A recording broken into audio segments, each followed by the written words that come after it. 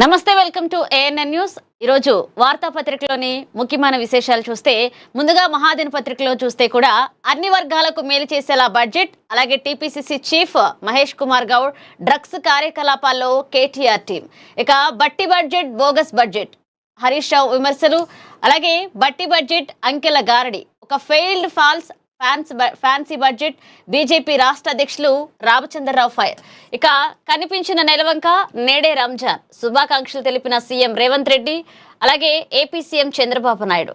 ముస్లిం పవిత్ర పండుగ రంజాన్ సందర్భంగా ఇక భారత్లో శుక్రవారం సాయంత్రం నెలవంక కనిపించింది. దీంతో దేశవ్యాప్తంగా శనివారం రంజాన్ పండుగ నిర్వహించుకునేందుకు ముస్లిం సోదరులు సన్నద్ధమవుతున్నారు. పవిత్ర దివ్య ఖురాన్ అవతరించిన ఈ మాసంలో కఠిన ఉపవాస దీక్షల అనంతరం ఈ వేడుకను జరుపుకోనున్నారు ముస్లిం సోదరులు. ఇక మనిషిలోని చెడు భావాలన్నీ, అధర్మాన్ని, ద్వేషాన్ని రూపుమాపే గొప్ప పండుగ ఈద్ ఉల్ ఫితర్ అని ముస్లింలు భావిస్తారు. కాగా పవిత్ర రంజాన్ పండుగ సందర్భంగా ఇక సీఎం రేవంత్ రెడ్డి, అలాగే ఏపీ సీఎం చంద్రబాబు నాయుడు కూడా ముస్లిం సోదరులందరికీ కూడా రంజాన్ శుభాకాంక్షలు తెలియజేశారు. ఇక నిన్న మనం ఏదైతే తెలంగాణకు సంబంధించి బడ్జెట్ ప్రవేశపెడతారు, అలాగే గతంలో కంటే భిన్నంగా ఉంటుందంటూ కూడా ఇటు బట్టి విక్రమార్క అవనని, సీఎం రేవంత్ రెడ్డిని, కాంగ్రెస్ కు సంబంధించిన ప్రతి ఒక్కరు కూడా ఏదైతే గత సంవత్సరానికి సంబంధించిన బడ్జెట్కి ఈ సంవత్సరానికి సంబంధించి కూడా డిఫరెంట్ ఉంటుంది, కొత్త పథకాలను ప్రవేశపెడతారంటూ కూడా చెప్పుకొచ్చారు. కానీ ఏదైతే బడ్జెట్ ప్రవేశపెట్టారో దానికి సంబంధించి ఇటు బీజేపీ అవనండి, ఇటు బీఆర్ఎస్ అవనండి, ప్రతిపక్ష నాయకులు అదంతా బోగస్ బడ్జెట్లో అంతా ఏమీ లేదు అంటూ కూడా విమర్శలు చేశారు. దానికి సంబంధించి ముందుగా బడ్జెట్ ఎంత కేటాయించారో చూద్దాం. 3,24,234 కోట్లతో తెలంగాణ బడ్జెట్ని నిన్న డిప్యూటీ సీఎం బట్టి విక్రమార్క ప్రవేశపెట్టారు.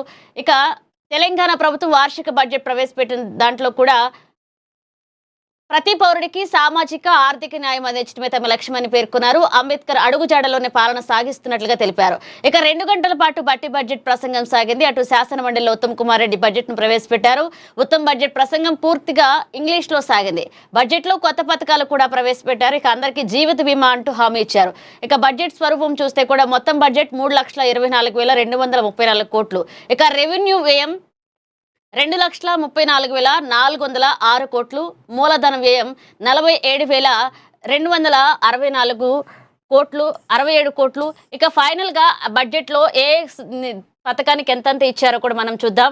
ఇక వ్యవసాయానికి సంబంధించి 23,179 కోట్లు, సివిల్ సప్లై శాఖకు 7,366 కోట్లు, పశుసంవర్ధక శాఖకి 1,529 కోట్లు, విద్యుత్ శాఖకు 21,285 కోట్లు, విద్యాశాఖకి 26,674 కోట్లు, వైద్య ఆరోగ్య శాఖకు 13,679 కోట్లు, కార్మిక శాఖకు 998 కోట్లు, మహిళా శిశు సంక్షేమానికి 3,143 కోట్లు, షెడ్యూల్ కులాలకు 11,784 కోట్లు, షెడ్యూల్ తెగలకు 7,937 కోట్లు, వెనుకబడిన తరగతులకు 12,511 కోట్లు, మైనారిటీ సంక్షేమానికి 3,769 కోట్లు, రాజీవ్ యువ వికాసానికి 6,000 కోట్లు, గృహ నిర్మాణానికి 7,430 కోట్లు, ఐటీ శాఖకు 875 కోట్లు, పరిశ్రమల శాఖకి 3,490 కోట్లు, ఇక చేనేత శాఖకి 258 కోట్లు, పంచాయతీరాజ్ శాఖకు 33,688 కోట్లు, ఇక ఇరిగేషన్ శాఖకు 22,615 కోట్లు, రవాణా, రోడ్డు, భవనాల శాఖకు సంబంధించి 12,789 కోట్లు, న్యాయశాఖకు 2,367 కోట్లు, పురపాలక అలాగే పట్టణాభివృద్ధి శాఖకు 17,907 కోట్లు, హోంశాఖకు 11,907 కోట్లు, గోదావరి పుష్కరాలకు సంబంధించి 500 కోట్లు, అలాగే పర్యాటక శాఖకు సంబంధించి 1,224 కోట్లనైతే బడ్జెట్లో ప్రవేశపెట్టారు. దీనికి సంబంధించి అంటే కాంగ్రెస్ ప్రభుత్వం ప్రవేశపెట్టిన తర్వాత కూడా ప్రతిపక్షాలకు సంబంధించి ఎలాంటి విమర్శలు చేశారో మనం చూసాం. మరొక వైపు అంటే బడ్జెట్ మేము గతంలో కంటే భిన్నంగా ప్రవేశపెట్టామంటూ కూడా అధికార పక్షానికి సంబంధించి చెప్తూనే ఉన్నారు. కానీ ఇటు ప్రతిపక్షాలకు సంబంధించి విమర్శలు చేస్తున్నారు. అంటే ఈ పూర్తి బడ్జెట్లోకి సంబంధించి కూడా విద్యాశాఖకి సంబంధించి 26,674 కోట్లు ప్రవేశపెడితే విద్యార్థి సంఘాలు అవనండి, విద్యార్థులు కానివ్వండి, నిన్న మనం రాష్ట్రంలో చూసాం బడ్జెట్ పట్టినంత అనంతరం కూడా 3 లక్షల కోట్లకు పైగా బడ్జెట్ ప్రవేశపెడితే విద్యాశాఖకి మీరు ఇంతైనా ప్రవేశపెట్టదంటూ కూడా ఒకవైపు ఆందోళనలు జరిగిన తీరును కూడా మనం చూసాం. మరొక వైపు బడ్జెట్ కి సంబంధించి ప్రతిపక్షాలు ఎలా స్పందించాయో చూద్దాం. ఇక బీఆర్ఎస్ కి సంబంధించి హరీష్ రావు స్పందించారు. బట్టి బడ్జెట్ బోగస్ బడ్జెట్ అంటూ కూడా నేను బడ్జెట్ ప్రవేశపెట్టిన అనంతరం విమర్శలు చేశారు. అలాగే బట్టి బడ్జెట్ బడా జూటా బడ్జెట్, అలాగే బోగస్ బడ్జెట్ అని మాజీ మంత్రి హరీష్ రావు విమర్శించారు. బడ్జెట్ లో సకల జనులకు దక్కింది సున్నా మాత్రమేనని, అంకెలు మాటల గారడి తప్ప ప్రభుత్వానికి చిత్తశుద్ధి లేదంటూ కూడా హరీష్ రావు నిన్న ధ్వజమెత్తారు. ఇక తెలంగాణను హైదరాబాద్ను మూడు ముక్కలు చేయడం తప్ప బట్టి ప్రవేశపెట్టిన పద్దులో ఏమీ లేదని దుయ్యబడ్డారు. తమ హయాంలో అప్పులు చేసి ఆస్తులు సృష్టించామని, కాంగ్రెస్ 3.5 లక్షల కోట్ల అప్పుతో ఏం చేశారో చెప్పాలంటూ ప్రశ్నించారు. కర్షకులకు రైతు భరోసా ఎగ్గొట్టినందుకు క్షమాపణ చెబుతారని భావిస్తే ఇష్టారీతిన అబద్ధాలు చెప్పారని మండిపడ్డారు. పెట్టుబడుల విషయంలోనూ కట్టుకథలే చెప్పారని, అక్రమ సంపాదన దాచుకునేందుకు విదేశీ పర్యటనలు చేస్తున్నారని హరీష్ రావు ఆరోపించారు. ఇక దీనిపై కూడా బీజేపీ ఎలా స్పందించిందో మనం చూద్దాం. బీజేపీ అధికార ప్రతినిధి అధ్యక్షుడు బట్టి బడ్జెట్ అంకెల గారడి అంటూ కూడా ఒక ఫాల్స్ ఫ్యాన్సీ బడ్జెట్ అంటూ కూడా బీజేపీ రాష్ట్ర అధ్యక్షులు రామచంద్రరావు విమర్శించారు. ఒక ఫాల్స్ ఫ్యాన్సీ బడ్జెట్ అంటూ బీజేపీ రాష్ట్ర అధ్యక్షుడు రామచంద్రరావు ఫైర్ అయ్యారు. అసెంబ్లీలో కాంగ్రెస్ ప్రభుత్వం ప్రవేశపెట్టిన బడ్జెట్ అత్యంత నిరాశజనకంగా ఉందని బీజేపీ రాష్ట్ర అధ్యక్షులు రామచంద్రరావు విమర్శించారు. ఆర్థిక మంత్రి డిప్యూటీ సీఎం బట్టి విక్రమార్క బహుశా పొరపాటున గత ఏడాది బడ్జెట్ చదివారేమో అన్న అనుమానం కలుగుతోందని, ఎందుకంటే పోయినసారి బడ్జెట్ కన్నా ఇందులో పెద్దగా మార్పులు చేర్పులు ఏమీ లేవు అంటూ ఆయన ఎద్దేవా చేశారు. అధికారంలోకి వచ్చి 2.5 సంవత్సరాలు దాటినా ప్రభుత్వం ప్రజలకు ఏం చేసిందో, ఎక్కడ అభివృద్ధి జరిగిందో చెప్పుకోవడానికి ఒక్క రిజల్ట్ కూడా లేకపోవడం బాధాకరమన్నారు. ముఖ్యంగా విద్యారంగానికి బడ్జెట్లో తీరని అన్యాయం జరిగిందని రామచంద్రరావు ఆవేదన వ్యక్తం చేశారు. విద్యారంగానికి గత ఏడాది కంటే 1000 కోట్లు పెంచినట్లుగా చూపిస్తున్న ఓవరాల్ బడ్జెట్లో దీని వాటా కేవలం 8% మాత్రమేనంటూ రామచంద్రరావు గుర్తు చేశారు. ఇక పొరుగు రాష్ట్రాలైన ఆంధ్రప్రదేశ్, బీహార్ తమ బడ్జెట్లో విద్యకు ఇస్తున్న ప్రాధాన్యతతో సగం కూడా తెలంగాణ ప్రభుత్వం ఇవ్వడం లేదని, ఇంటిగ్రేటెడ్ యూనివర్సిటీలో అని గొప్పలు చెప్పడమే తప్ప విద్యా వ్యవస్థను మెరుగుపరిచే ఒక్క ప్రయత్నం కూడా కనిపించట్లేదంటూ కూడా రామచంద్రరావు విమర్శించారు. ఆరోగ్య రంగ విషయంలో కాంగ్రెస్ ప్రభుత్వం అట్టడుగునుందన్నారు. ఆరోగ్యశ్రీ బకాయిలే ఇంకా చెల్లించలేదని, రేవంత్ ప్రభుత్వం పెన్షన్లు ఇతర బెనిఫిట్లను కూడా ఆరోగ్యశ్రీ డిఫరెంట్ మెంటనే అప్పగించడం అంటే ఆ సంస్థను కూడా దివాళా తీయడమేనంటూ ఆయన హెచ్చరించారు. అభివృద్ధి ఎక్కడ జరిగిందో చెప్పకుండా ఫ్యూచర్ సిటీ అని ఫ్యాన్సీ పేర్లతో ప్రజలను మభ్యపెడుతున్నారని విమర్శించారు. ఇక రాష్ట్ర ప్రభుత్వం తన ఘనత చెప్పుకుంటున్న ఏరోస్పేస్ ఇండస్ట్రీస్లన్నీ కేంద్రంలో నరేంద్ర మోదీ ప్రభుత్వం ఇచ్చే పథకాలతో పాటు make in India, startup India పథకాల వల్ల వచ్చినవేనంటూ ఆయన స్పష్టం చేశారు. రీజనల్ రింగ్ రోడ్, దాని పక్కన వచ్చే రీజనల్ రింగ్ రైల్ కూడా పూర్తిగా కేంద్ర ప్రభుత్వం ఫండింగ్ అని, కేవలం భూసేకరణ తప్ప రాష్ట్ర ప్రభుత్వం చేస్తుంది ఏమీ లేదంటూ ఆయన ఎండగట్టారు. రైతుల విషయంలో కాంగ్రెస్ ప్రభుత్వం పచ్చి అబద్ధాలు ఆడుతుందంటూ కూడా ఆయన విమర్శించారు. 5 దఫాలుగా రైతు భరోసా ఇవ్వాల్సి ఉండగా సరిగ్గా ఇవ్వకుండా ఇంకా ప్రతి రైతుకు ఇంకా సుమారు 45,000కు పైగా బాకీ ఎగ్గొట్టారంటూ కూడా ఆయన విమర్శించారు. ఇక మూసీ ప్రక్షాళన పేరుతో ఇళ్లను కూలగొట్టడంపై ఆయన తీవ్ర ఆగ్రహం వ్యక్తం చేశారు. ఎమర్జెన్సీ కాలంలో సంజయ్ గాంధీ ఢిల్లీలో తుర్మాన్ గేట్ వద్ద పేదల ఇళ్లు కూలగొట్టిన మైండ్ సెట్ తోనే నేటి కాంగ్రెస్ ప్రభుత్వం పనిచేస్తుందంటూ కూడా బీజేపీ రాష్ట్ర అధ్యక్షుడు రామచంద్రరావు విమర్శించారు. ఇక మరొక అంశం చూస్తే ఈరోజు ముస్లిం సోదరులందరికీ మనం ముందుగా ప్రస్తావించినట్లుగా ఈరోజు ముస్లింలందరూ కూడా రంజాన్ మాసం పండుగని సెలబ్రేట్ చేసుకుంటారు. దీనికి సంబంధించి కంది శ్రీనివాసరెడ్డి వాళ్ళకి విషెస్ తెలియజేశారు. భక్తికి పరమార్థం, పవిత్రకు ప్రతీక, సేవాభావానికి, మత సామరస్యానికి చక్కటి నిర్వచనం. రంజాన్ పండుగ అల్లాహ్ మీ అందరి జీవితంలో శాంతి, సుఖం, ఆరోగ్యం, ఐశ్వర్యం నింపాలని మనస్ఫూర్తిగా ఆకాంక్షిస్తూ పవిత్ర రంజాన్ పర్వదినం సందర్భంగా ముస్లిం సోదర సోదరి మనలందరికీ కూడా రంజాన్ పర్వదిన శుభాకాంక్షలు తెలియజేశారు. కాంగ్రెస్ పార్టీ ఆదిలాబాద్ అసెంబ్లీ నియోజకవర్గ ఇన్ఛార్జ్ కంది శ్రీనివాసరెడ్డి తెలిపారు.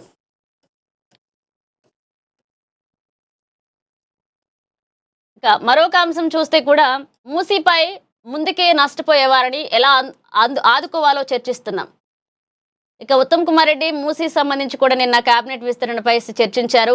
కేబినెట్ విస్తరణపై ప్రస్తావన వచ్చినప్పుడల్లా వివరణ ఇవ్వాల్సిన అవసరం లేదని మంత్రి వర్గ విస్తరణపై ఊహాగానాలు చేయవద్దంటూ ముఖ్యమంత్రి రేవంత్ రెడ్డి అన్నారు. ఇక బడ్జెట్ అనంతరం ఆయన మీడియాతో మాట్లాడుతూ కేబినెట్ విస్తరణ ఎప్పుడు చేయాలో తనకు తెలుసని, డిప్యూటీ స్పీకర్ ఎన్నిక అవసరం ఉన్నప్పుడే చేస్తానంటూ ఆయన వెల్లడించారు. ఇక తెలంగాణ బడ్జెట్ ఫ్యూచర్ బడ్జెట్ అని, అభివృద్ధి సంక్షేమానికి సమాన ప్రాధాన్యం ఇచ్చామంటూ చెప్పుకొచ్చారు. రాష్ట్ర అభివృద్ధి, భవిష్యత్ ఆర్థిక వృద్ధిని దృష్టిలో పెట్టుకుని మౌలిక వస్తువుల కల్పనకు సరిపడే నిధులు కేటాయించామంటూ కూడా బడ్జెట్ అనంతరం ఉత్తమ్ కుమార్ రెడ్డి మాట్లాడారు. అలాగే సీఎం రేవంత్ రెడ్డి కూడా మాట్లాడారు.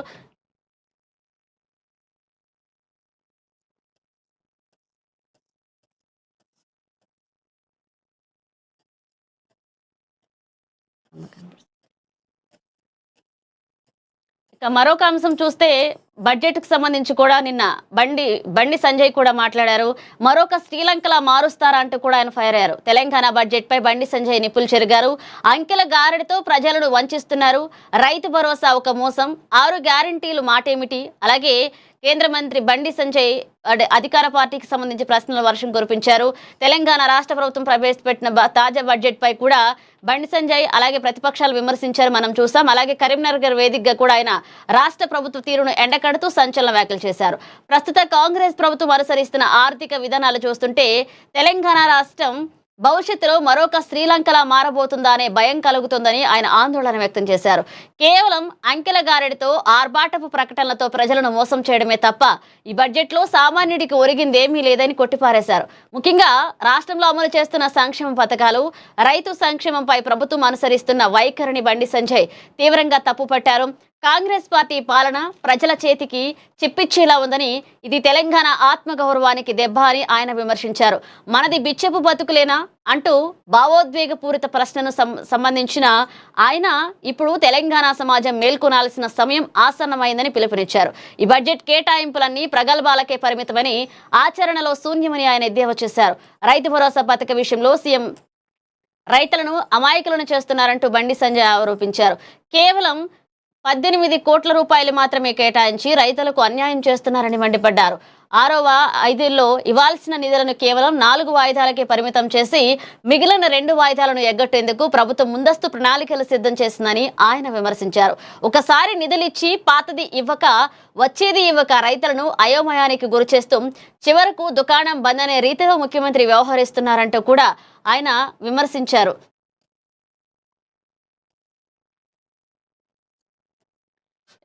మరొక అంశం చూస్తే మూసీపై ముందుకే నష్టపోయేవారని ఎలా ఆదుకోవాలో చర్చిస్తున్నామంటూ కూడా నిన్న బడ్జెట్ అనంతరం మాట్లాడారు. తెలంగాణ రైజింగ్ విజన్ లక్ష్యానికి బడ్జెట్ పెద్దపీట వేసిందన్నారు. మూసీ ప్రాజెక్టు విషయంలో వెనక్కి వచ్చేది లేదు అని, ఇక నష్టపోయిన వారిని ఎలా ఆదుకోవాలో ప్రజల నుండి అభిప్రాయాలు సేకరిస్తున్నట్లుగా సీఎం తెలిపారు. నదికి 2 వైపులా 50 మీటర్ల చొప్పున మాత్రమే భూసేకరణ చేస్తామని, అందుకు తగ్గ ప్లాన్ కూడా రెడీ అయినట్లు చెప్పారు. ఈ ప్రాజెక్టుపై గాంధీ మనవడు తుషార్ గాంధీ చేసిన వ్యాఖ్యలు తాను తెలుసుకున్నారని సీఎం పేర్కొన్నారు. గాంధీ మనవడు కూడా ఈ దేశ పౌరుడే అని, ఆయన బీఆర్ఎస్ ట్రాప్ లో పడి ఆ ప్రకటన చేసి ఉంటారంటూ సీఎం రేవంత్ రెడ్డి చెప్పారు. డ్రగ్స్ అంశంతో ఇంత జరుగుతుంటే బీజేపీ ఎందుకు స్పందించట్లేదని సీఎం రేవంత్ రెడ్డి ప్రశ్నించారు. బీఆర్ఎస్ వాళ్లను తిడుతుంటే బీజేపీ రియాక్ట్ అవుతుందని, వచ్చే ఎన్నికల్లో ఆ 2 పార్టీలు కలిసి పోటీ చేస్తాయా లేదా త్వరలో చెప్తానంటూ సీఎం రేవంత్ రెడ్డి చెప్పుకొచ్చారు. బీఆర్ఎస్ హయాంలో 6,000 ఫోన్ల ట్యాపింగ్ చేశారని ఆరోపించారు. ఇక ఫోన్ ట్యాపింగ్ వల్ల ఎంతో మంది జీవితాలు బలైపోయారంటూ సీఎం రేవంత్ రెడ్డి విమర్శించారు. ఇవన్నీ చూస్తే కూడా అంటే బడ్జెట్కి సంబంధించి ప్రతిపక్షాలు ఎలా విమర్శిస్తున్నాయి అన్ని చూద్దాం. అంటే అధికార పార్టీ మేము అందరికీ న్యాయం చేస్తూనే బడ్జెట్ ప్రవేశపెట్టామని చెప్పేసి అధికార పార్టీ చెప్తూ వస్తుంటే, అంటే గతంలో ఏదైతే బడ్జెట్ ప్రవేశపెట్టారో దానికి భిన్నంగా అంకెల గారడి తప్ప బోగస్ బడ్జెట్లా ఉంది అంటూ కూడా ప్రతిపక్షాలు విమర్శిస్తున్నాయి. ఇదంతా ఒక ఎత్తు అయితే కూడా మనం ఇంతకుముందు జరిగిన ఎలక్షన్స్ కానివ్వండి, మొదటి నుంచి కూడా కాంగ్రెస్ పార్టీ వాళ్ళు ఆరోపిస్తారు, బీఆర్ఎస్ బీజేపీ ఇద్దరు ఒకటే, ఇద్దరు కలిసి పోటీ చేస్తారు, ఇద్దరు ఒక మాట మీదే ఉంటారంటూ కూడా చెప్పుకుంటూ వస్తున్నారు. కానీ మనం ఎక్కడ చూసినా కూడా ఒకవైపు కాంగ్రెస్ బీఆర్ఎస్ ఒకటని బీజేపీ ఆరోపిస్తుంది. ఇవన్నీ ఒక ఎత్తు అయితే కూడా ఇప్పుడు నిన్న సీఎం రేవంత్ రెడ్డి కూడా రాబోయే ఎన్నికల్లో కూడా అంటే బీఆర్ఎస్ అలాగే బీజేపీ కలిసి పోటీ చేస్తాయేమో త్వరలో ప్రకటిస్తామంటూ చెప్పుకుంటూ వచ్చారు. దీనికి సంబంధించి ఇటు బీఆర్ఎస్ కానీ బీజేపీ కానీ ఎలా స్పందిస్తుందో చూద్దాం. దీనికి సంబంధించి మరి బడ్జెట్కి సంబంధించి ఇప్పుడు వస్తున్న ఆరోపణలు అవనండి, ఇటు విద్యార్థులు కానివ్వండి, రైతులు కానివ్వండి, ప్రతి ఒక్కళ్ళు కూడా బడ్జెట్ అనుకూలంగా లేదు అంటూ విమర్శలు చేస్తున్నారు. దీనికి సంబంధించి అధికార పార్టీ ఎలా స్పందిస్తుందో చూద్దాం. ఇక మరొక అంశం చూస్తే పిల్లల ఆరోగ్యంపై గ్రామస్తులు సర్జికల్ స్ట్రైక్. ఇక ఐస్ క్రీం బండ్ల రాకపై కఠిన నిషేధం. వస్తే ఐస్ క్రీం, వెళితే 5,000 జరిమానా. గూడూరు పొలిమేరల్లో వెలసిన హెచ్చరిక బోర్డులు. కల్తీ ఐస్ క్రీంలు అడ్డుకట్టకు పల్లెటూరు సాహసోపేత నిర్ణయం తీసుకుంది. మారుతున్న కాలంతో పాటుగా ఆహారపు అలవాట్లు మారుతున్నాయి. కానీ ఆ అలవాట్లను మన తర్వాతి తరం ఆరోగ్యాన్ని దెబ్బతీస్తున్నాయనేది చేదు నిజాన్ని గూడూరు గ్రామస్తులు గుర్తించారు. వేసవి కాలం వచ్చిందంటే చాలు రంగురంగుల ఐస్ క్రీంలతో వచ్చే ఆటోలు, బండ్లు పిల్లలను ఆకర్షిస్తుంటాయి. అయితే ఈ ఐస్ క్రీంలలో వాడే రసాయనాలు, కల్తీ పదార్థాల వల్ల తమ పిల్లలు అనారోగ్యం పాలవుతున్నారని గమనించిన ఆ గ్రామ పెద్దలు, యువత కలిసి ఒక ఐక్యమత్య నిర్ణయానికి తీసుకొచ్చారు. కేవలం మాటలతో కాకుండా ఏకంగా జరిమానాలు విధిస్తూ గ్రామంలోని ఐస్ క్రీం విక్రయదారులు ప్రవేశాన్ని అడ్డుకోవడం ఇప్పుడు సోషల్ మీడియాలో హాట్ టాపిక్ గా మారింది. సాధారణంగా గ్రామ సరిహద్దుల్లో రాజకీయ నాయకుల ఫ్లెక్సీలు లేదా పండగ శుభాకాంక్షల బ్యానర్లు కనిపిస్తాయి. కానీ చింతూరు మండలం గూడూరు గ్రామ పొలిమేర్లలో మాత్రం వినూత్నమైన హెచ్చరిక బోర్డులు దర్శనమిస్తున్నాయి. మా గ్రామంలో ఐస్ క్రీం ఆటోలకు మరియు అలాగే ఐస్ క్రీం బండ్లకి ప్రవేశం లేదు అంటూ కూడా ఊరి చివర ఒక బ్యానర్ కట్టి 5,000 జరిమానా విధించబడుననే స్పష్టమైన సందేశంతో బోర్డు ఏర్పాటు చేశారు.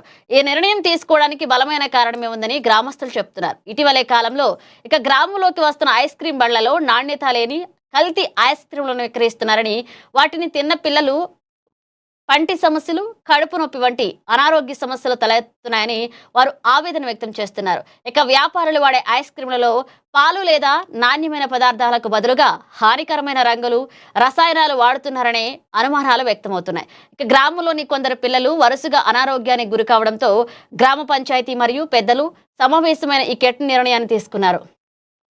మొత్తానికి అంటే ఇట్లాంటి జరుగుతున్నప్పుడు ఇట్లా అంటే గ్రామస్తులు ఇట్లా ముందుకొచ్చి ఇట్లా చేయడం మంచి పద్ధతి. అట్లా దీన్ని పట్టైనా కొంతమంది ఇట్లా ఫాల్స్ చేయకుండా ఉంటారు.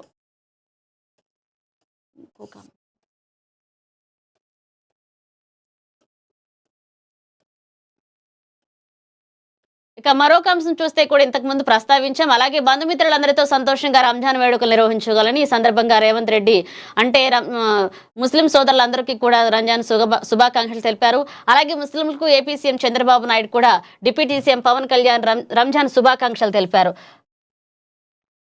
ప్రార్థనలు మనసును పవిత్రం చేసుకోవడానికి, ఉపవాస దీక్షలు, అలాగే మంచి మార్గంలో నడవడానికి కూడా పరస్పర ప్రేమాభిమానాలను పెంపొందించడానికి ఒక మంచి అవకాశం అంటూ కూడా సీఎం చంద్రబాబు నాయుడు ప్రస్తావించారు.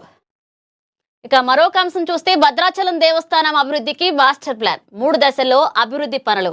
మాస్టర్ ప్లాన్ పై చర్చించిన మంత్రులు పొంగులేటి, సురేఖ, తుమ్మల, అలాగే వాకిటి శ్రీహరి. ఇక దక్షిణ అయోధ్యగా పేరుగాంచిన భద్రాచలం శ్రీ సీతారామచంద్ర స్వామి వారి దేవస్థాన అభివృద్ధికి సీఎం రేవంత్ రెడ్డి నేతృత్వంలో కాంగ్రెస్ ప్రభుత్వం అత్యున్నత ప్రాధాన్యత ఇస్తుందని రాష్ట్ర మంత్రులు పొంగులేటి శ్రీనివాసరెడ్డి, కొండా సురేఖ, తుమ్మల నాగేశ్వరరావు, వాకిటి శ్రీహరి అన్నారు. ఇక భద్రాద్రి ఒక అంతర్జాతీయ స్థాయి ఆధ్యాత్మిక కేంద్రంగా తీర్చిదిద్దేందుకు కట్టుబడిందని ఉందంటూ వెల్లడించారు. భద్రాచల ఆలయ రూపురేఖలను మార్చేలా రూపొందించిన మాస్టర్ ప్లాన్ పై శుక్రవారం సచివాలయంలో మంత్రులు సమావేశం నిర్వహించారు. ఈ సందర్భంగా మంత్రులు మాట్లాడుతూ 200 సంవత్సరాలను దృష్టిలో పెట్టుకుని అగమ శాస్త్ర ప్రకారం భక్తుల మనోభావాలను అనుగుణంగా 3 దశల్లో ఆలయాన్ని అభివృద్ధి చేయాలని నిర్ణయించినట్లుగా తెలిపారు.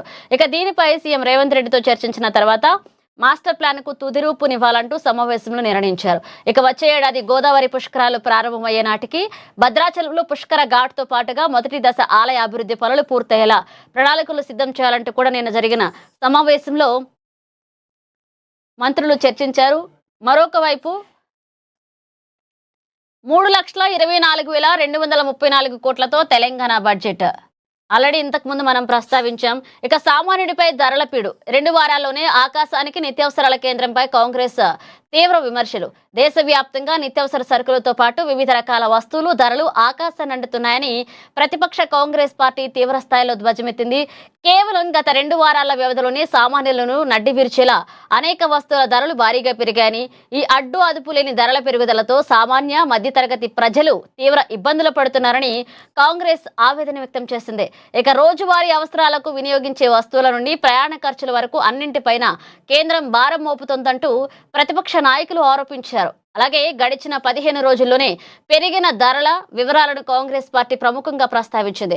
ముఖ్యంగా సామాన్యుడి వంటగదిపై భారం మోపుతూ కమర్షియల్ గ్యాస్ సిలిండర్ ధర ఏకంగా 146 రూపాయలు పెరగ్గా, గృహ వినియోగ డొమెస్టిక్ సిలిండర్ ధరపై 60 రూపాయలు అదనపు భారం పడిందని పేర్కొంది. అదేవిధంగా వంట నూనెల ధర సైతం వినియోగదారులకు షాక్నిస్తున్నాయి. ఇక రిఫైన్డ్ ఆయిల్ లీటర్ ధర 30 రూపాయలు, ఆయిల్ లీటర్కు 15 రూపాయల చొప్పున గమనార్హం. ఈ ఇంధన విషయానికి శ్రమల్లో వినియోగించే ఇండస్ట్రియల్ డీజిల్ 22 రూపాయలు, ప్రీమియం పెట్రోల్ రూపాయల మేర పారిశ్రామికను కలవరపెడుతున్నాయి. ఇక కేవలం నిత్యావసరాలే కాకుండా ఇతర రుసుములు, గృహోపకరణాలు ధరలు ఇలా సామాన్యులకు అందనంత దూరంలోకి వెళ్తున్నాయని కాంగ్రెస్ విమర్శించింది. ప్రముఖంగా ఆన్లైన్ డెలివరీ యాప్ జొమాటో తన డెలివరీ ఫీజు ₹2 పైగా పెంచగా విమాన ప్రయాణ ధరలు ఏకంగా ₹425 నుంచి పెంచింది. ఇక అంతేకాకుండా బాటిల్ సెట్ పై ₹40 పెరగ్గా స్టవ్ల ధర రికార్డు స్థాయిలో 40% మేర పెరిగి సామాన్యులకి ఆందోళన కలిగిస్తున్నాయి. ఇక్కడ ప్రధానంగా చూస్తే కూడా అంటే ఇటు కేంద్రం నుంచి అన్ని ఇబ్బందులు ఏమీ లేవు. అలాగే గ్యాస్కి సంబంధించి కానీ పెట్రోల్కి సంబంధించి కూడా అన్ని ఎక్కడా తగ్గకుండా లేవు, వస్తున్నాయి. కాకపోతే కొంచెం ఇబ్బంది ఉంటూ చెప్పుకుంటూ వస్తున్నా కానీ ఇక్కడ ప్రధానంగా నష్టపోతుంది సామాన్యులు. అలాగే నిన్న మనం చూసాం జొమాటోకి సంబంధించవండి, ఫుడ్కి సంబంధించవండి, ఆయిల్కి సంబంధించవండి ప్రతి చోట కూడా అంటే ₹150 ఉంటే దాదాపు ₹10 పైన, ₹20 అంటే దాదాపు ₹100 పైన పెరుగుతూ వచ్చింది.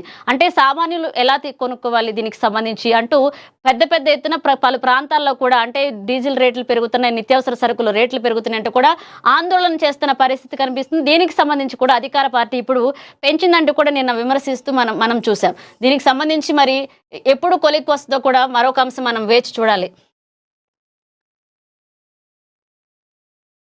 ఇక మరొక అంశం ఎస్ఎస్ఎల్ నియామక ఫలితాల విడుదల.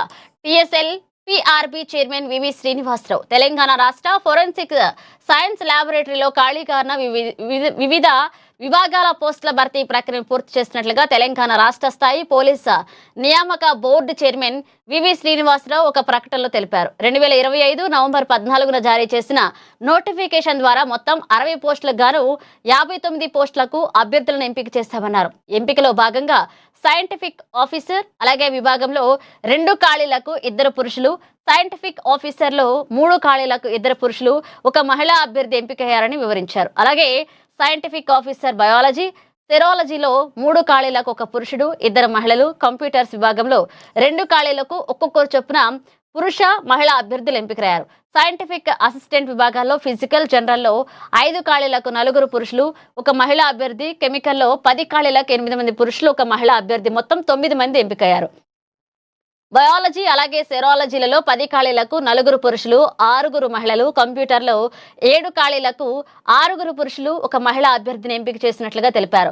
ల్యాబొరేటరీ టెక్నీషియన్ విభాగంలో ఫిజికల్ జనరల్లో 2 ఖాళీలకు 2 పురుషులు, కెమికల్లో 6 ఖాళీలకు 4 పురుషులు, 2 మహిళలు, బయాలజీ సెరాలజీలో 4 ఖాళీలకు 1 పురుషుడు, 3 మహిళలు, కంప్యూటర్స్లో 5 ఖాళీలకు 3 పురుషులు, 2 మహిళలు ఎంపికయ్యారు.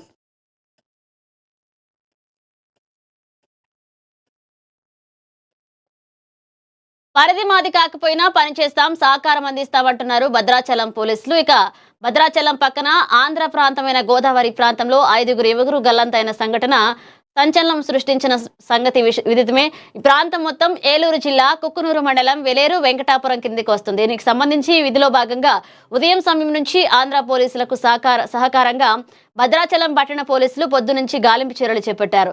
అలాగే 3 మృతదేహాలు లభ్యం కావడం జరిగింది. మిగతా 2 మృతదేహాల కోసం పోలీసులతో పాటుగా భద్రాచలం పట్టణ సీఐ నాగరాజు, ఎస్ఐలు 3 గాలింపు చర్యల్లో భాగంగా వర్షాన్ని సైతం లెక్క చేయకుండా గోదావరి దగ్గర ప్రత్యేక చొరవ చూపిస్తూ ఆంధ్ర పోలీసులతో మమేకమై తమదైన శైలిలో మద్దతు తెలియజేస్తూ సహకారం 7 మంది అందిస్తున్నారు. ఇక ఇంకా 2 మృతదేహాలు లభ్యం కావాల్సింది. అలాగే నిన్న మనం చూసాం. అలాగే భద్రాచలం దగ్గర 5 యువకులు కూడా స్నానం చేయడానికంటూ వెళ్లి గల్లంతయ్యారు.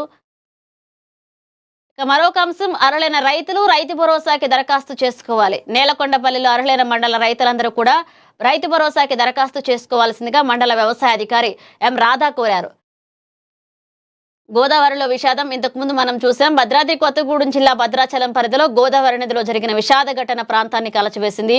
ఉగాది సెలవుల సందర్భంగా స్నేహితులతో కలిసి విహారయాత్రకు వచ్చిన బీటెక్ విద్యార్థులు నదిలో స్నానానికి దిగగా ప్రమాదం చోటు చేసుకుంది.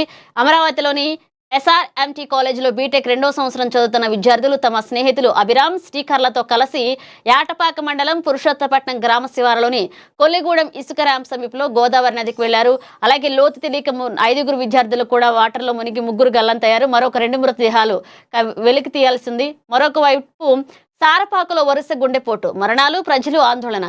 భద్రాద్రి కొత్తగూడెం జిల్లా బోర్గంపాడు మండలం సారపాక మేజర్ గ్రామ పంచాయతీలో వరుసగా గుండెపోటు మరణాలు చోటు చేసుకోవడం ఆందోళన కలిగిస్తుంది. ఇక వారానికి 5-6 మంది చొప్పున మరణాలు సంభవిస్తున్నాయని సిపిఐ పట్టణ కార్యదర్శి పెరాల శ్రీనివాసరావు ఆవేదన వ్యక్తం చేశారు. కారణాలు స్పష్టంగా తెలియకపోవడంతో ప్రజల్లో భయాందోళన నెలకొందని, అలాగే గతంలో ఐటీసీ ఆధ్వర్యంలో నిర్వహించిన మెగా మెడికల్ క్యాంపులు నిలిచిపోయాయని, ప్రస్తుతం అలాంటి ఆరోగ్య సేవలు అందడం లేదు అంటూ కూడా ఆయన పేర్కొన్నారు. ఇక బడ్జెట్ పై తీవ్ర విమర్శలు. తెలంగాణ రాష్ట్ర ప్రభుత్వం బడ్జెట్ దానిపై కూడా బీఆర్ఎస్ పార్టీ సోషల్ మీడియా అధ్యక్షుడు ఇమ్మంది నాగేశ్వరరావు తీవ్ర విమర్శలు గుప్పించారు. ఈ బడ్జెట్ అంకెలి గారడి మాత్రమేనని, ప్రజలకు ఉపయోగపడే అంశాలు లేవని ఆయన వ్యాఖ్యానించారు. అతని ప్రకారం ఈ బడ్జెట్ పూర్తిగా సామాన్య ప్రజలకు ఉపయోగపడేలా రూపొందించలేదని, ఇది గత బడ్జెట్ కు కొనసాగింపుగా మాత్రమే ఉందంటూ విమర్శించారు. సాధారణ ప్రజలకు ఎలాంటి లాభం చేకూరదని విమర్శించారు. ఎన్నికల ముందు కాంగ్రెస్ పార్టీ ప్రకటించిన 6 గ్యారెంటీలు, 420 హామీలను అమలు చేయడంలో ప్రభుత్వం పూర్తిగా విఫలమైందని ఆరోపించారు. 2.5 పాలనలో 3 బడ్జెట్లు వచ్చినప్పటికీ ఆ హామీలు అమలు విషయంలో పురోగతి లేదు అంటూ కూడా చెప్పుకొచ్చారు.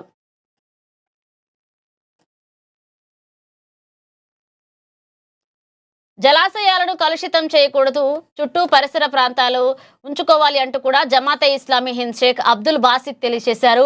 భద్రాద్రి కొత్తగూడెం జిల్లాలో నడిచే దారిలో చెట్ల నీడలో ప్రవేశించే నీళ్లలో మలమూత్ర విసర్జన చేయడం మహాపాపమని ప్రముఖ మహమ్మద్ సల్లాహు అలైహి వల్లాసం తెలిపారని జమాతే ఇస్లామీ హింద్ సభ్యులు కేల్ అబ్దుల్ బాసిన్ అన్నారు. రంజాన్ మాసం చివరి శుక్రవారం జమాతుల్ విదా సందర్భంగా చుంచుపల్లి మండలం రుద్రంపూర్ గ్రామ పంచాయతీలోని మజీద్యే కూబా ఏర్పాటైన కార్యక్రమంలో ఆయన మాట్లాడారు. ఇక మన చుట్టూ ఉన్న ప్రదేశాలను అపరిశుభ్రం పరచడం, ముఖ్యంగా ప్రాణకోటి మూలధారమైన నీటిని కలుషితం చేయడం, ఆరాధనలు ఇతరులకు చూపడానికి ప్రదర్శనం కోసం మహాపాపమని ఇస్లాం బోధిస్తున్నారు. భారతదేశం భిన్నత్వంలో ఏకత్వం కలదేశమని, ఇక్కడి ఎవరు మనోభావాలు దెబ్బతినకుండా వారి వారి ఆరాధనలు చేసుకోవాలంటూ కూడా ఆయన చెప్పుకొచ్చారు. సారపాక పంచాయతీ కార్మికుల దుస్థితి ఘోరంగా ఉందంటూ కూడా బత్తుల సిపిఎం మండల కార్యదర్శి ఆరోపించారు. బోర్గంపహాడ్ సారపాక మేచర్ గ్రామ పంచాయతీలో పనిచేస్తున్న కార్మికులు ఉదయం 5 గంటల నుంచి సాయంత్రం 5 గంటల వరకు కష్టపడి పనిచేస్తున్నారంటూ సిపిఎం మండల కార్యదర్శి బత్తుల వెంకటేశ్వర్లు తెలిపారు. ప్రమాదకర పరిస్థితుల్లో డ్రైనేజీల్లో చెత్త, చనిపోయిన జంతువులను తొలగిస్తూ తీవ్ర దుర్వాసన మధ్య పనిచేస్తున్నారంటూ ఆయన ఆవేదన వ్యక్తం చేశారు. దీనికి సంబంధించి కూడా అధికారులు స్పందించి క్లియర్ చేయాలంటూ కూడా, అట్లాంటి ఘటనలు జరగకుండా చూడాలంటూ కూడా ఆయన చెప్పుకొచ్చారు. విద్యార్థుల చదువుపై దృష్టి సారించాలి. ఎంఈఓ చలపతిరావు నేలకొండపల్లి మండల కేంద్రంలోని మంగాపురం గ్రామంలో విద్యార్థులు ఘనంగా వీడ్కోల పార్టీ చేపట్టారు. ఈ కార్యక్రమంలో ముఖ్య అతిథిగా ఎంఈఓ చలపతిరావు పాల్గొన్నారు. ఈ సందర్భంగా మాట్లాడుతూ ప్రభుత్వ పాఠశాలల విద్యార్థులకు అనేక సౌకర్యాలతో పాటుగా నాణ్యమైన విద్యను అందించడం జరుగుతుందని, కావున విద్యార్థుల తల్లిదండ్రులు గ్రామంలోని బడి ఈడు పిల్లలను పాఠశాలలో చేర్పించేలాగా ప్రయత్నం చేయాలని అన్నారు. ప్రధాన ఉపాధ్యాయుడు ఆనంద్ మాట్లాడుతూ ప్రైవేట్ పాఠశాలలకు దీటుగా నాణ్యమైన విద్యను అందిస్తున్నామన్నారు. ఈ కార్యక్రమంలో గ్రామ సర్పంచ్ అశోకరాణి మాట్లాడుతూ విద్యార్థులకు మంచినీటి సదుపాయాన్ని అందించాలంటూ కూడా తెలిపారు. మరోవైపు నవోదయాలో ప్రగతి ప్రభంజనం సారపాక విద్యార్థికి ఆల్ ఇండియా 4వ ర్యాంక్. నవోదయ ప్రవేశ పరీక్షల్లో సారపాకకు చెందిన బర్లా అయాన్ వేదికకి అద్భుత ప్రతిభ కనపరిచిన ఆల్ ఇండియా స్థాయిలో 4వ ర్యాంక్ సాధించాడు. గాంధీనగర్ సారపాకకు చెందిన అయాన్ వేదిక్ విజయ్తో పాటుగా పాఠశాలల కుటుంబ సభ్యులు ఆనందం వ్యక్తం చేస్తున్నారు. ఈ సందర్భంగా ప్రగతి పాఠశాలల కరస్పాండెంట్ స్థానికొమ్ము చైతన్య ఆధ్వర్యంలో ఘన సన్మాన కార్యక్రమాన్ని చేపట్టారు. ఇక టెన్నిస్ టోర్నమెంట్ లో సింగరేణి ఉద్యోగుల ప్రతిభ అభినందించిన సింగరేణి అధికారులు. భద్రాద్రి కొత్తగూడెం జిల్లాలో మహానది కోల్డ్ ఫీల్డ్ లిమిటెడ్ ఆధ్వర్యంలో ఓడిసన్స్ లోని సంబల్పూర్ నందు ఈ నెల 16వ తేదీ నుండి 18వ తేదీ వరకు 2025-26 ఆర్థిక సంవత్సరానికి సంబంధించి లాన్ టెన్నిస్ టోర్నమెంట్ లో సింగరేణి ఉద్యోగులు అత్యంత ప్రతిభ చూపించారు. ఇక సింగరేణి ఉద్యోగులతో కోల్ ఇండియా స్థాయిలో మొత్తం సిఐఎల్ నుండి 9 కంపెనీలు పాల్గొన్న CIL inter company lawn tennis tournament లో సింగరేణి సంస్థ మొత్తం 3 గోల్డ్ మెడల్స్ సాధించింది. బి సంజయ్ ఓపెన్ పురుషుల సింగిల్స్ విభాగంలో జె శ్రీమన్నారాయణ వెటరన్ సింగిల్స్ విభాగంలో, వెటరన్ డబుల్స్ విభాగంలో జి మురళీకృష్ణ అండ్ శ్రీమన్నారాయణ చెరొక గోల్డ్ మెడల్ను గెలుచుకుని కోల్ ఇండియా స్థాయిలో సింగరేణి విజయ పతాకాన్ని ఎగరవేశారు. కొత్తగూడెం నుండి తిరుపతికి ప్రత్యేక రైలు నడపాలి. సౌత్ సెంట్రల్ రైల్వే బోర్డుకి UCC member Y Srinivasareddy railway సమస్యలపై వినతి పత్రం అందించారు. భద్రాద్రి కొత్తగూడెం జిల్లా నుండి తిరుపతికి ప్రత్యేక రైలు ప్రవేశపెట్టాలంటూ south central railway board UCC member Y Srinivasareddy డిమాండ్ చేశారు. ఈ మేరకు శ్రీనివాసరెడ్డితో పాటుగా కాంగ్రెస్ నాయకులు శుక్రవారం Kothagudem Bhadrachalam road railway station divisional area officer Rajendra ప్రసాద్ని కలిసి రైల్వే పనులపై వినతి పత్రం సమర్పించారు. లేబర్ కోడ్లను రద్దు చేయాల్సిందే, అలాగే కార్మికులకు ఉరితాళ్లుగా మారే 4 లేబర్ కోడ్లను రద్దు చేయాలని కోరుతూ భారత కార్మిక సంఘాల సమైక్య ఐఎఫ్టియు జాతీయ కమిటీ ఇచ్చిన పిలుపులో భాగంగా ఈ నెల 23న సెంట్రల్ లేబర్ కమిషన్ కార్యాలయం వద్ద జరిగే ధర్నాను జయప్రదం చేయాలని కోరుతూ శుక్రవారం కొత్తగూడెం బంగ్లోస్ బాబు క్యాంప్ ప్రాంతాల్లో ప్రచారాన్ని చేపట్టారు.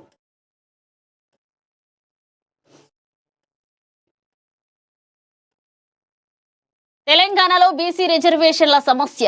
భారతదేశంలో 140 కోట్ల జనాభాలో సుమారు 80 కోట్ల మంది బీసీ వర్గాలకు చెందిన వారు ఈ విస్తృత జనాభా సమస్యలను పట్టించుకోకుండా కొంతమంది దీనిని చిన్న సమస్యగా భావించడం చాలా దురదృష్టకరం. తెలంగాణ రాష్ట్రంలో ఎన్నికల సమయంలో ప్రభుత్వం బీసీలకు స్థానిక సంస్థల్లో 42% రిజర్వేషన్లు చట్టబద్ధంగా కల్పిస్తామని హామీ ఇచ్చి అధికారంలోకి వచ్చింది. అయితే 2 ఏళ్లు గడిచినప్పటికీ హక్కులను అమలు చేయడానికి ఎటువంటి నిర్ణాయక చర్యలు తీసుకోలేదు. బీసీల ఓట్లు మాత్రమే సేకరించడానికి కులగణనలో తప్పులు చూపించడం, బీసీల జనాభాను తగ్గించడం, రిజర్వేషన్లు 9వ షెడ్యూల్లో చేర్చడానికి వాగ్దానం చేసి కేంద్రానికి పంపి తర్వాత చర్యలు లేకుండా వదిలేయడం జరుగుతుంది. కేంద్ర ప్రభుత్వం సహకారం అందించినప్పటికీ కూడా స్థానిక అధికారులు సరైన సంయమనం, అలాగే అఖిలపక్ష సమావేశాలు, ధర్నాలు నిర్వహించక బీసీల హక్కులను రక్షించడంలో విఫలమయ్యారు. కొంతమంది 50% సీలింగ్ ను దాటితే కోర్టులు రద్దు చేస్తాయని అంటున్నా ఇది రాజకీయ వ్యాఖ్య మాత్రమే. వాస్తవానికి 50% సీలింగ్ ఈడబ్ల్యూఎస్ రిజర్వేషన్ల సందర్భంలో ఇప్పటికే దాటిపోయింది. చట్టబద్ధంగా 60% రిజర్వేషన్లు అమలవుతున్నాయి. అలాగే 2022లో జనహిత వర్సెస్ యూనియన్ ఆఫ్ ఇండియా కేసులో సుప్రీంకోర్టు ఇదే తీర్పిచ్చింది. 50% సీలింగ్ రాజ్యాంగ మూలసూత్రం కాదని, దాటవచ్చు అని స్పష్టం చేశారు. కాబట్టి బీసీలకు 42% సాధ్యం కాదని తర్కం స్థిరంగా నిలవదు. కొంతమంది 9వ షెడ్యూల్లో బీసీ రిజర్వేషన్లను చేర్చడంపై కూడా విమర్శలు చేస్తున్నారు. ఈ షెడ్యూల్లో చేర్చినంత మాత్రాన రక్షణ ఉంటుందా అనే సందేహాలు ఉంటాయి. నిజానికి 2007లో కోహ్లీ కేసులో జ్యుడిషియల్ రివ్యూ జరిగింది. కానీ తర్వాత 9వ షెడ్యూల్లో చేర్చితే అది కేంద్ర హక్కులను భంగం చేయదు. ప్రైవేట్ బిల్లులు, జీవోల ద్వారా బీసీల హక్కులను మళ్లీ మభ్యపెట్టడం, మోసపుచ్చడం అవసరం. అలాగే కొంతమంది కోర్టులు కొట్టేస్తాయని చెప్తున్నారు. కానీ ప్రభుత్వ జీవోలకు స్టే చేయించడం ద్వారా మోసాలు జరగకుండా చర్యలు తీసుకోవచ్చు. తెలంగాణలో బీసీ సమస్యలను పట్టించుకుని తక్షణమే చట్టపరమైన సమగ్ర మరియు సంక్లిష్ట రక్షణ చర్యలు చేపట్టడం సమాజానికి, రాష్ట్రానికి అవసరం. బీసీలకు చట్టబద్ధ రక్షణ అవసరం అంటూ కూడా 2014 సమగ్ర కుటుంబ సర్వే ప్రకారం బీసీలు రాష్ట్ర జనాభాలో 61%, ఇటీవలే రాష్ట్ర ప్రభుత్వం చేసిన సర్వే ప్రకారం 56.33% ఉంటాయి. ఇతర ప్రాంతాలతో పోలిస్తే తెలంగాణలో బీసీ జనాభా అత్యధికంగా ఉంది. అయితే ఇంత పెద్ద జనాభా ఉన్నప్పటికీ బీసీలు రాజకీయ, ఆర్థిక, సామాజిక, విద్య, ఉద్యోగ రంగాల్లో సరైన ప్రాతినిధ్యం పొందలేదు. హాస్పిటల్, కాలేజీలు, వ్యాపారం, రాజకీయాలు, సినిమా పరిశ్రమలో కొన్ని ఆధిపత్య కులాలు మాత్రమే ప్రధాన పాత్రలు పోషిస్తూ బీసీ వర్గాన్ని అణచివేస్తున్నాయి. ప్రస్తుతానికి బీసీ రిజర్వేషన్లు, విద్యా, ఉద్యోగ అవకాశాల్లో చట్టబద్ధ రక్షణ లేకపోవడం గమనించిన విషయం. బీసీ వర్గంపై విపక్ష మోసాలు ప్రాధాన్యం లేకపోవడం కొనసాగుతుంది. అలాగే దీనికి సంబంధించి కూడా బీసీ రిజర్వేషన్లు సమస్య తీర్చాలంటూ కూడా మహాదినపత్రికలో వార్త ప్రచురించడం అయింది. మరొక అంశం, కొత్త పథకాలు, కోటి ఆశలు.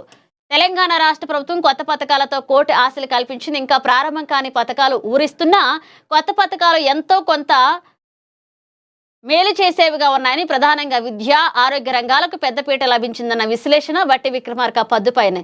ఇంద్రమ్మ కుటుంబ జీవిత బీమా, అలాగే చేయూత, తెలంగాణ పబ్లిక్ స్కూళ్లు, అలాగే ఇంటర్ విద్యార్థులకు మిడ్ డే మీల్స్, నగదు రహిత ఆరోగ్య భద్రతా పథకం, అలాగే ఉద్యోగుల ప్రమాద బీమా పథకం, సీఎం ఓవర్సీస్ ఎంప్లాయ్మెంట్ ప్రోగ్రాం, అలాగే విద్యార్థులకు బ్రేక్ఫాస్ట్, ఏటీసీ ట్రైనీలకు స్కాలర్షిప్, అలా ఈ పథకాలన్నీ కూడా కోటి ఆశలున్నాయంటూ కూడా చెప్పుకొచ్చారు. మరొక అంశం,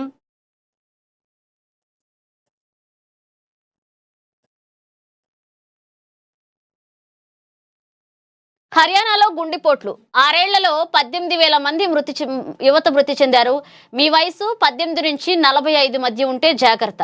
అలాగే హర్యానాలో గత 6 ఏళ్లలో 18 నుంచి 45 ఏళ్ల వయసున్న సుమారు 18,000 మంది గుండెపోటుతో మరణించినట్లుగా అసెంబ్లీ గణాంకాలు వెల్లడించాయి. యువతలో పెరుగుతున్న ఈ ప్రాణాంతక ముప్పును అరికట్టడానికి వైద్య నిపుణులు ఇస్తున్న కీలక సూచనలివే. గుండె జబ్బులు అంటే కేవలం వృద్ధులకు మాత్రమే వచ్చేవనే పాత నమ్మకాన్ని హర్యానాలో నమోదైన గణాంకాలు పటాపంచలు చేస్తున్నాయి. రాష్ట్ర అసెంబ్లీలో బుధవారం వెల్లడైన ఒక నివేదిక ఆరోగ్య రంగంలో కలకలం రేపుతుంది. గత 6 ఏళ్ల కాలంలో హర్యానాలో 18 నుంచి 45 ఏళ్ల మధ్య వయసున్న సుమారు 18,000 మంది గుండెపోటు లేదా హార్ట్ ఫెయిల్యూర్ కారణంగా ప్రాణాలు కోల్పోయారు. ఇక కాంగ్రెస్ ఎమ్మెల్యే అడిగిన ప్రశ్నకు ప్రభుత్వం ఇచ్చిన లిఖితపూర్వక సమాధానంలో ఈ దిగ్భ్రాంతికర విషయాలు వెలుగు చూశాయి. 2020 తర్వాత యువతలో గుండె సంబంధిత మరణాలు పెరగడానికి కోవిడ్-19 ఇన్ఫెక్షన్లు లేదా వ్యాక్సినేషన్ సైడ్ ఎఫెక్ట్ కారణమా అని ఎమ్మెల్యే ప్రశ్నించగా, దీనిపై ఇప్పటి వరకు ఎలాంటి అధికారిక సర్వే లేదా పరిశోధన జరగలేదంటూ ప్రభుత్వం స్పష్టం చేసింది. ఇక మరొక వైపు అంటే ప్రభుత్వాలకు సంబంధించి ఒక క్లారిటీ వస్తే అధ్యయనాలు ఏం చెప్తున్నాయి అంటే 2025 ఎయిమ్స్ ICMR సంయుక్తంగా నిర్వహించిన అధ్యయనం ప్రకారం భారత్లో 1,845 ఏళ్ల మధ్య వయసున్న ఆరోగ్యవంతులు అకస్మాత్తుగా 18 నుంచి 45 ఏళ్ల మధ్య వయసున్న ఆరోగ్యవంతులు అకస్మాత్తుగా మరణించడానికి ప్రధాన కారణం గుర్తించని గుండె జబ్బులే. ఈ తరహా మరణాల్లో 42.6% గుండె సమస్యల వల్ల జరుగుతున్నాయి. ఇక మిగిలిన కేసులో వంశపారంపర్యంగా వచ్చే గుండె సమస్యలు ఉండవచ్చు అంటూ కూడా నిపుణులు భావిస్తున్నారు. వయసును బట్టి గుండె కాపాడుకోండి. అలాగే ప్రముఖ కార్డియాలజిస్ట్ డాక్టర్ బిమల్ చాజర్ అభిప్రాయం తెలిపారు. 20 లేదా 30 ఏళ్లలో ఉన్నప్పుడు మాకేం కాదులని అతి విశ్వాసం ప్రమాదకరం అంటూ కూడా డాక్టర్లు చెప్తున్నారు. 20 ఏళ్ల వయసులో ఆరోగ్యానికి పునాది. ఈ వయసులో అలవాటు చేసుకునే జీవన శైలి మీ గుండె భవిష్యత్తును నిర్ణయిస్తుంది. ఆహారం, వ్యాయామం, మానసిక ఆరోగ్యం. 30 నుంచి 40 ఏళ్ల వయసులో నిత్యం అప్రమత్తంగా ఉండాలి. అలాగే ఆయన ఇచ్చిన కీలక సలహాలు ఇవే. అంటే బీపీ, కొలెస్ట్రాల్, షుగర్ లెవెల్స్ ను క్రమంగా తప్పకుండా పరిరక్షించుకోవాలి. సమస్యను ముందుగా గుర్తిస్తే పెద్ద ప్రమాదాన్ని నివారించవచ్చు అంటూ కూడా డాక్టర్లు చెప్తున్నారు. మనం చూస్తూనే ఉన్నాం, వయసుతో సంబంధం లేకుండా కూడా గుండెపోట్లు వస్తున్నాయి. దానికి సంబంధించి హర్యానా గవర్నమెంట్ నిన్న ఒక 6 సంవత్సరాల్లో 18,000 చనిపోయినట్లుగా కూడా చెప్పారు. గ్యాస్ ఏరియాలో ఇంధన సంక్షోభం. చర్లపల్లి హిందుస్థాన్ పెట్రోలియం గ్యాస్ నిల్వ లేకపోవడంపై వాహనాలు కిలోమీటర్ల పొడవునా బారులు తీరాయి. గత 3 రోజులుగా Charlapalli HPCL, HP gas Bharat పెట్రోలియంను ముందు వాహనాలు ఎక్కడికక్కడ నిలిచిపోయాయి. యుద్ధ ప్రభావం భారతదేశంపై చూపించింది. గత కొన్ని రోజులుగా పెట్రోలియం క్రెడిట్ లేకుండా ఇచ్చేవారు. గ్యాస్ కూడా అంతే ఉండేది. కానీ యుద్ధం వల్ల మార్పులు వచ్చాయి. క్రెడిట్ ఉంటేనే పెట్రోల్ అందిస్తామంటూ, లేకుంటే పెట్రోల్ ఇవ్వమని HPCL యాజమాన్యం తేల్చి చెప్పేసింది. దీంతో కిలోమీటర్ల మేర వాహనాలు ఆగిపోయిన పరిస్థితిని మనం చర్లపల్లిలో చూస్తున్నాం. మరొక వైపు డీస్టిల్లింగ్ పేరిట గోదావరిలో అక్రమ ఇసుక త్రవ్వకాలు, అనుమతులు ఒక చోట, త్రవ్వకాలు మరొక చోట. మైనింగ్ అధికారుల నిర్లక్ష్యంపై చర్యలు తీసుకోవాలని CPM నేత మచ్చా వెంకటేశ్వర్లు డిమాండ్ చేస్తున్నారు. బీఆర్ఎస్ కు భారీ షాక్ తగిలింది. ఉప్పల్లో కాంగ్రెస్ లోకి భారీగా చేరికలు జరిగాయి. తెలంగాణ కాంగ్రెస్ పార్టీలోకి తిరుగులేదు. మందమల్ల పరమేశ్వర్ రెడ్డి, బీఆర్ఎస్ సంబంధించిన కొంతమంది నాయకులు బీజేపీలోకి చేరారు. మరొక వైపు పరమేశ్వర్ రెడ్డిని కలిసిన Kamalanagar colony social welfare association సభ్యులు నూతన కమిటీకి సత్కారం, అభివృద్ధి అంశాలపై చర్చించారు. శనగ కొల్లోను ప్రారంభించిన ఆత్మ కమిటీ చైర్మన్ సంతోషరావు. ఇక ఆదిలాబాద్ లో శనగ కొనుగోళ్ల కేంద్రాన్ని ఆయన ప్రారంభించారు. హాస్పిటల్స్ పై మెరుపుదాడి, 24 డొమెస్టిక్ సిలిండర్లు స్వాధీనం. హోటల్స్ పై మెరుపుదాడి, 24 డొమెస్టిక్ సిలిండర్లను స్వాధీనం చేసుకున్నారు. భద్రాచలంలో జిల్లా కలెక్టర్ ఆదేశాల మేరకు కూడా తనిఖీల నేపథ్యంలో హోటల్స్ పై మెరుపుదాడులు చేసి సిలిండర్లను స్వాధీనం చేసుకున్నారు. ఇక మరొక అంశం, జవహర్ నగర్ డంపింగ్ చెరువులో మునిగి బాలుడు మృతి చెందాడు. రంజాన్ సందర్భంగా ముస్లింలకు తోఫా అందచేత. రంజాన్ వేడుకలకు ముస్తాబైన ఆమన్గల్ మసీదులు. మహాత్మా గాంధీ విగ్రహ ఏర్పాటుకు భూమి పూజ జరిగింది ఆమన్గల్లో. ఇక మొయినాబాద్ సురంగంలో ముస్లిం సోదరులతో ఇఫ్తార్ విందులు జరిగింది. నేత్రదానంతో మరణించిన జీవిస్తున్న అయిల్లా మల్లేష్. ఇక నేత్రదానంతో 2 ఆంధ్రుల జీవితంలో వెలుగులు వచ్చాయి. అలాగే బెల్లంపల్లి పట్టణంలో చనిపోయిన వాళ్ళకి నేత్రదానం చేసి మరొక పునర్జన్మనిచ్చారు. ఇక ప్రజా కళాకారులు సబ్బని కృష్ణకు కళారత్న నేషనల్ అవార్డు ప్రదానం. గ్రామాల్లోనే సేవలు అందించాలి. కౌన్సిలర్ కర్రోల శ్రీధర్ గ్రామ పాలన అధికారులను గ్రామాలకు పంపించాలని వినతి పత్రం అందజేశారు.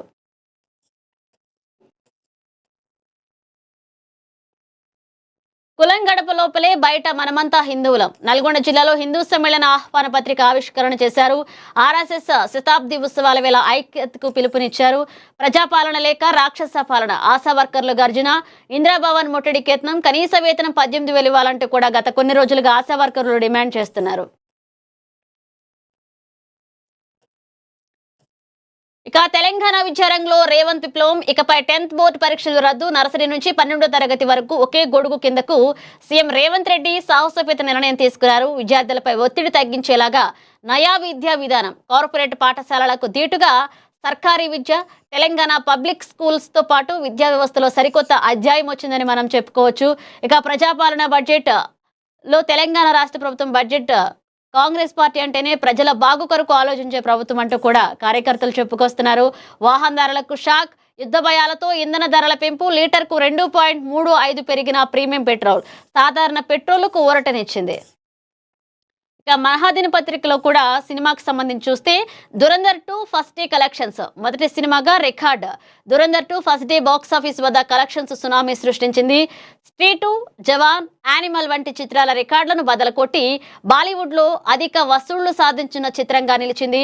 రణవీర్ సింగ్ హీరోగా, ఆదిత్యధర్ దర్శకత్వంలో తెరకెక్కిన ఈ మూవీ మార్చి 18 నుంచి ప్రీమియర్ షోలతో థియేటర్లోకి వచ్చేసింది. ఫస్ట్ డే దురంధర్ 2 కలెక్షన్స్ దుమ్ములేపింది. భారతీయ చిత్ర పరిస్థితిలో పుష్ప 2 తర్వాత భారీ ఓపెనింగ్స్ రాబట్టిన సినిమా దురంధర్ 2గా నిలిచింది. గతేడాది విడుదలైన పార్ట్ 1 తొలి రోజు కలెక్షన్స్ 28.60 కోట్లు రాబట్టిన విషయం తెలిసిందే. ఇక ట్రేడ్ అనలిస్ట్ వెబ్సైట్ సక్నిల్ ప్రకారం దురంధర్ 2 ఫస్ట్ డే ప్రీమియర్ షోతో కలిసి ప్రపంచవ్యాప్తంగా 172.63 కోట్ల గ్రాస్ రాబట్టింది. నటికి చేదు అనుభవం.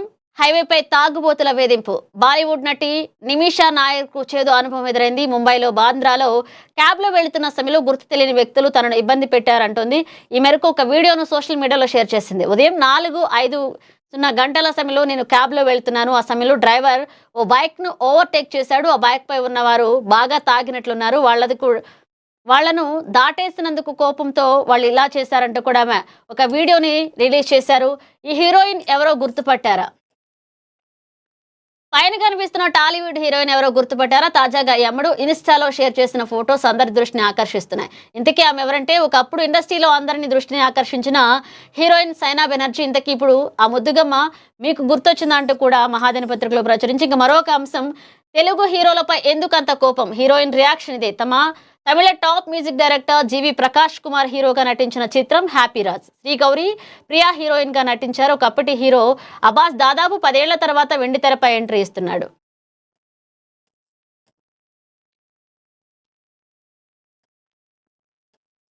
బుల్లితెరపై గ్లామర్ అరాచకం.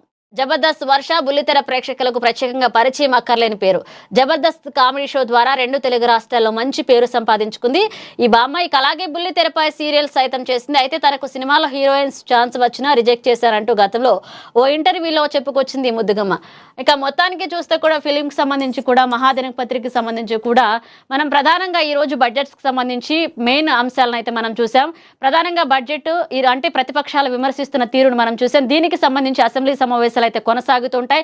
నిన్న బడ్జెట్ ప్రవేశపెట్టేటప్పుడు కూడా బీఆర్ఎస్ ఇది బోగస్ బడ్జెట్ అంటూ కూడా అసెంబ్లీ నుంచి వాకౌట్ అయ్యి అసెంబ్లీ ఎదుట కూడా కూర్చుని బైఠాయించి ధర్నా చేశారు. మరి దీనికి సంబంధించి అధికార పార్టీ ఎలా స్పందిస్తుంది? మరిన్ని అప్డేట్స్ తో మళ్ళీ కలుద్దాం. ఇది ఈ రోజు వార్తా దినపత్రికకి సంబంధించి విశ్లేషణ. చూస్తూనండి ANN.